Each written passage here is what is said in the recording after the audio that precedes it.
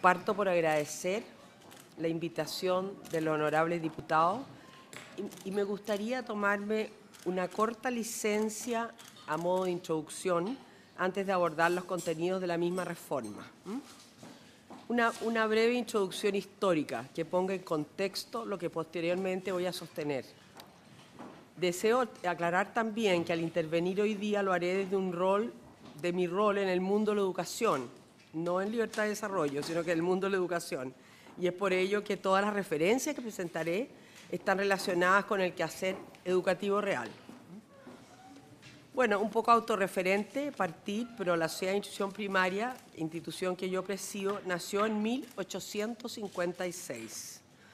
Sus creadores, todos ellos de alguna forma u otra, activos miembros del gobierno de la época, gobierno de Montt, consideraron que la tarea de formar a los nuevos ciudadanos de nuestro país sobrepasaba la capacidad del Estado, que estaba reorganizándose, y que el aporte de los privados era indispensable.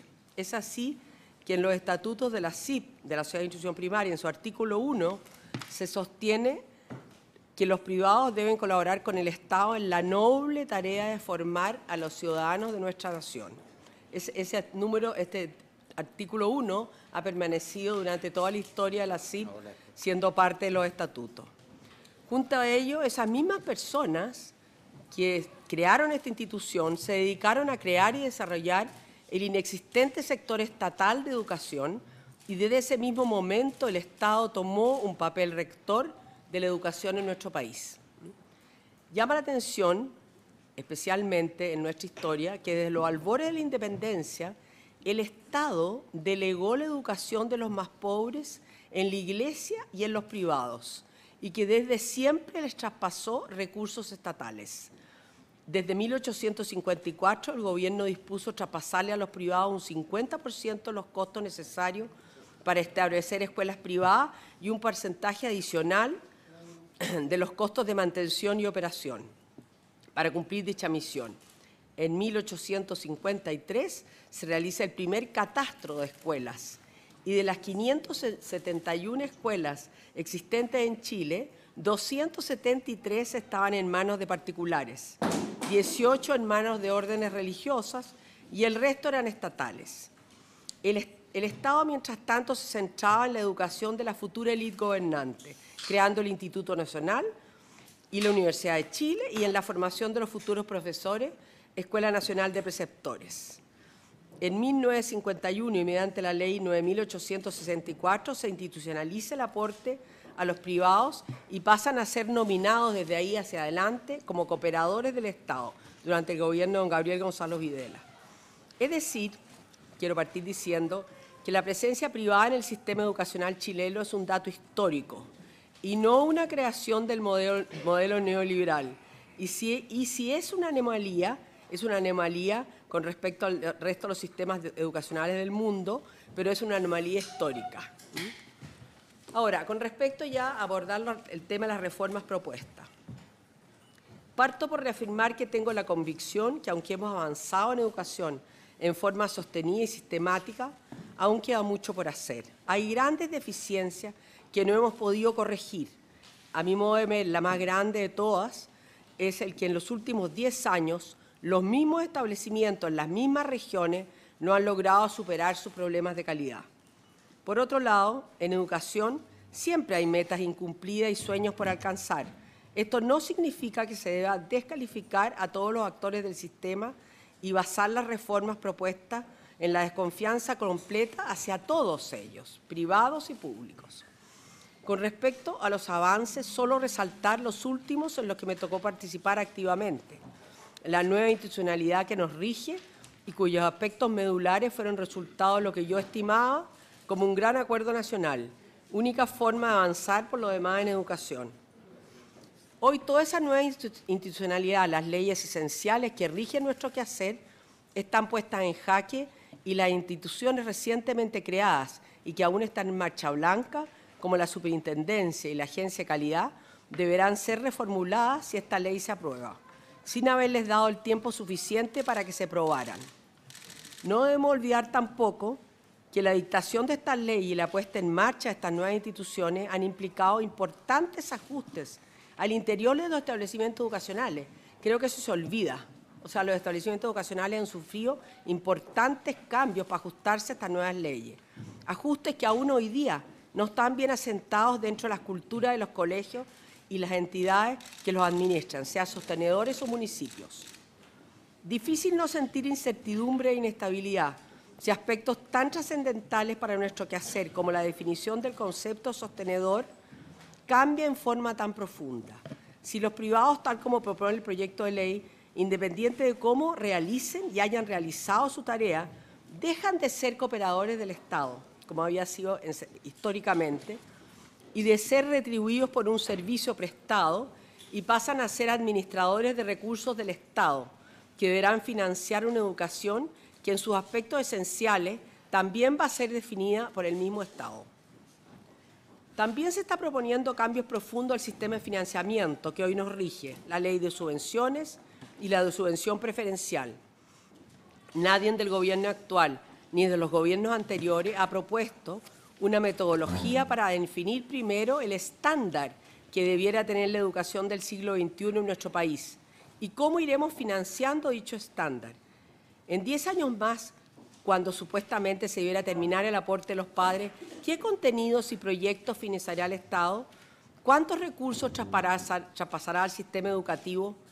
Todos elementos esenciales que deberíamos hoy acordar para posterior a ello definir cómo se llegarán a esos recursos.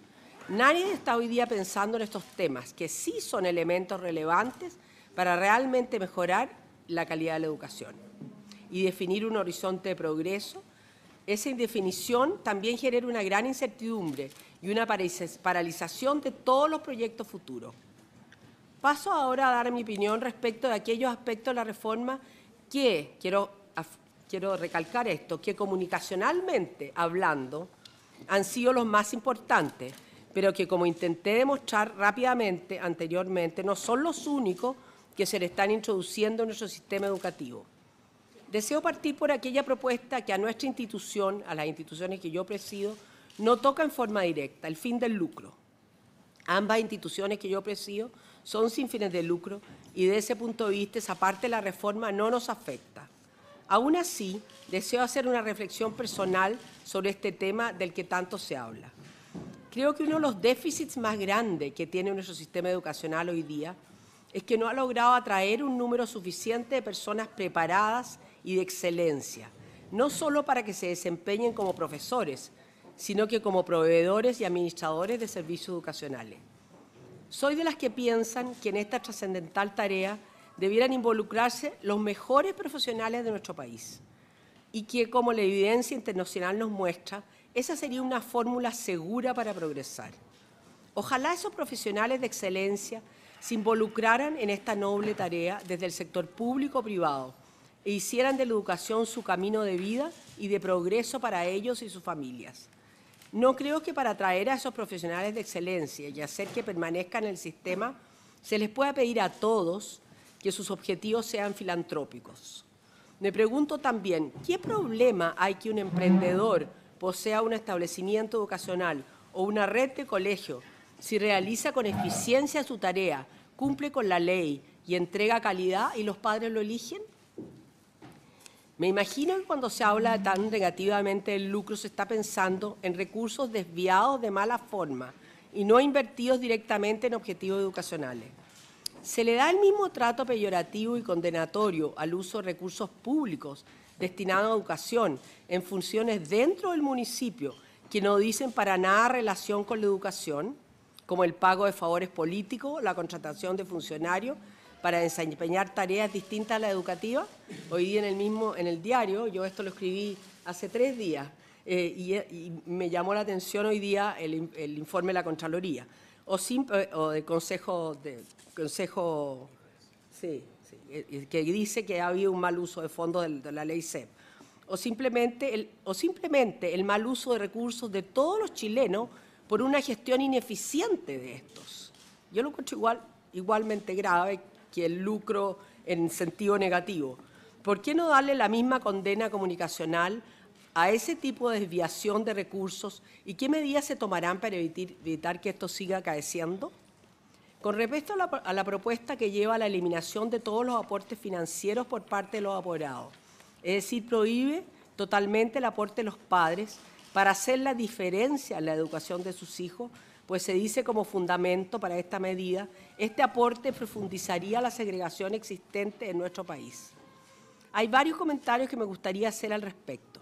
Para empezar, relatarles que el Colegio Los Nogales, que depende de la Fundación Los Nogales que yo presido, fue uno de los primeros en Chile que adoptó dicha modalidad y que esto se hizo con el visto bueno y el pleno conocimiento y comprensión por parte del entonces ministro de Educación de la época, don Ricardo Lagos, quien asistió personalmente a esa inauguración. Decidimos comenzar con el financiamiento compartido como una forma de allegar recursos adicionales a los que nos entregaba vía la subvención general para poner en práctica nuestro proyecto educativo, que comprendía, entre otros elementos distintivos, horas de inglés desde kinder, menor número de horas profesor dentro del aula en básica y un porcentaje variable de remuneración por desempeño para profesores, entre muchos otros elementos distintos al currículum base.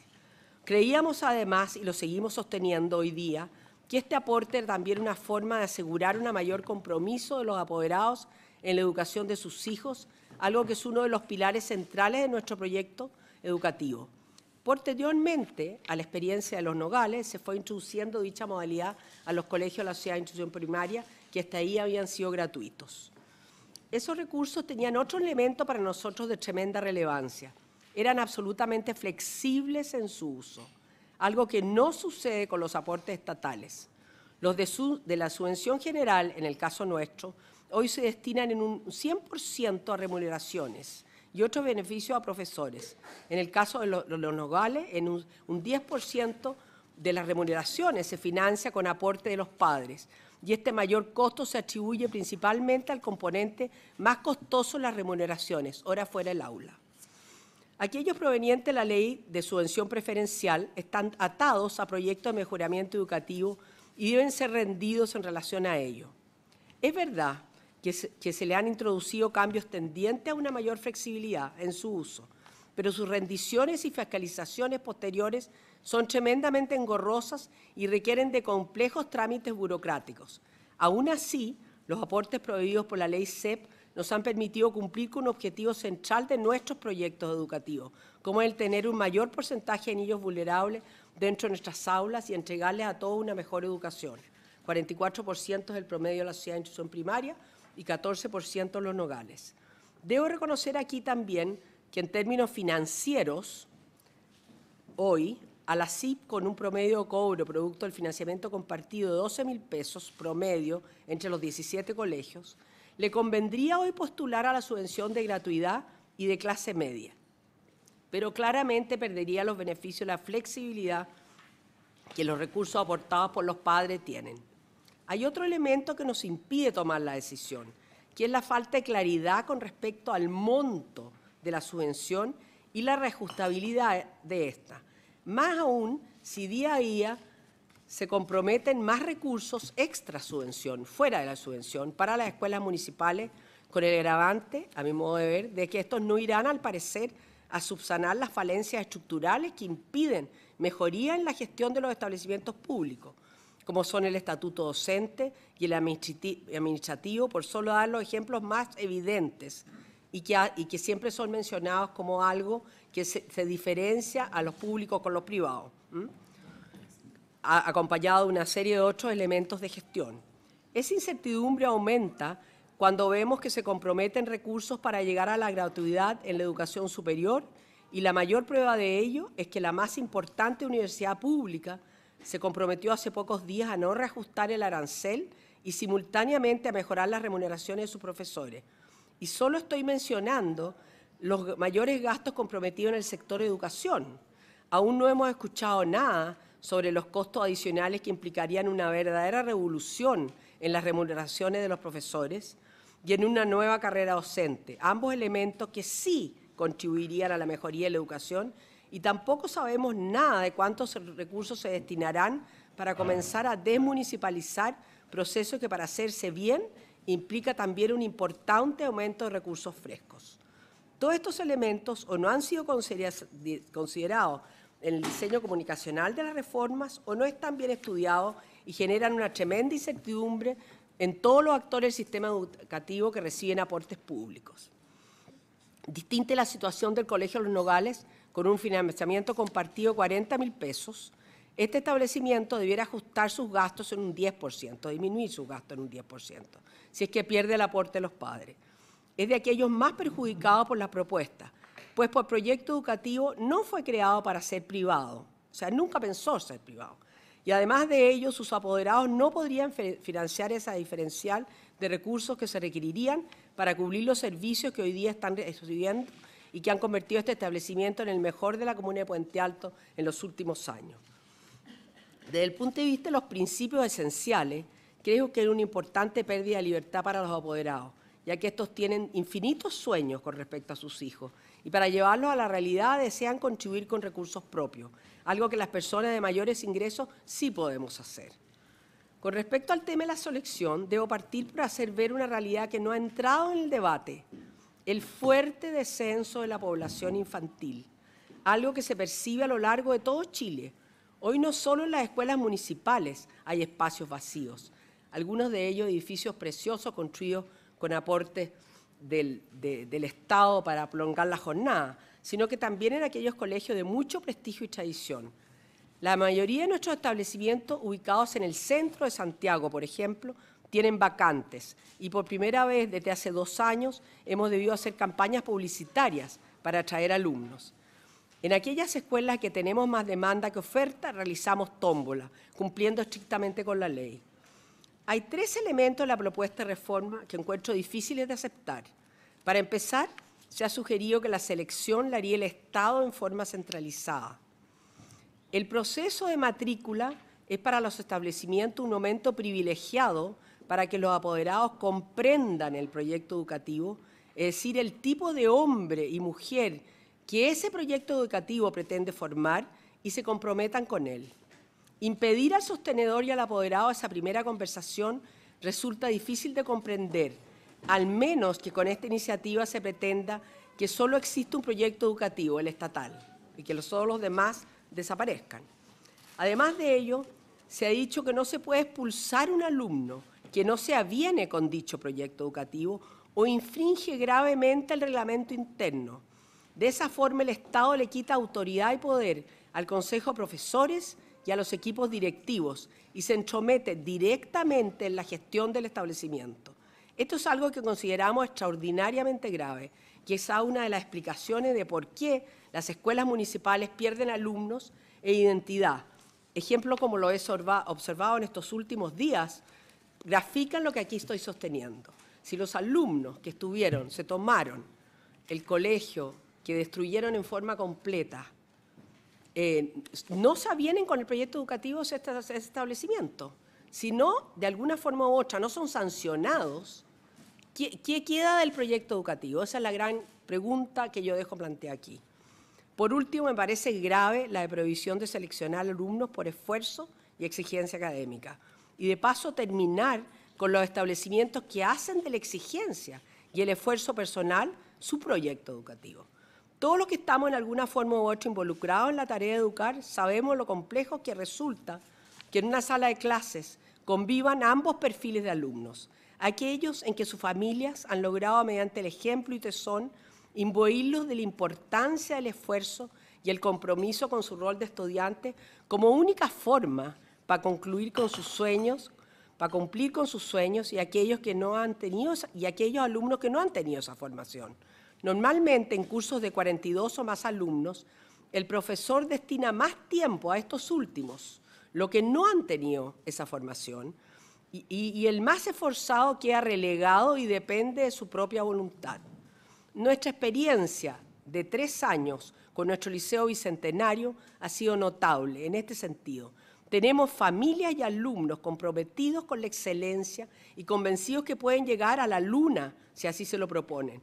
Lo mismo sucede con un proyecto que nosotros tenemos para los niños con talento, para justamente corregir esa anomalía de que los niños con dificultad de aprendizaje son especialmente tratados y la clase como que se hace más lenta para que ellos no pierdan el foco. Entonces hay que sacar de la sala a los con más talento para enriquecerles el currículum y sacar a aquellos que están en la punta inferior del curso para recuperarlo en su déficit de aprendizaje. Finalmente, quiero hacer mención a la que, a mi modo de ver, es la única de las medidas propuestas que podrían conducir a disminuir la segregación y mejorar la calidad de la educación: la extensión de la atención preescolar. Lo que se ha anunciado pasa principalmente por establecer un sistema de aseguramiento de la calidad de la atención preescolar y la creación de jardines infantiles con un agregado.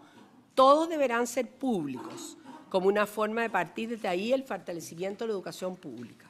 Me pregunto, ¿qué contenido y currículum tendrán esos jardines públicos? Toda la evidencia internacional sostiene que no son muchos los modelos exitosos en este ámbito, y los que sí han hecho la diferencia son tremendamente costosos por alumno y contemplan un fuerte involucramiento a la familia. ¿Qué propuesta tiene el Gobierno con respecto a aquellas personas que se harán responsables de hacer esa diferencia tan trascendental para avanzar? Es decir, ¿cómo haremos para tener las parvularias y asistentes de párvulos suficientes y bien preparadas para cumplir ese desafío?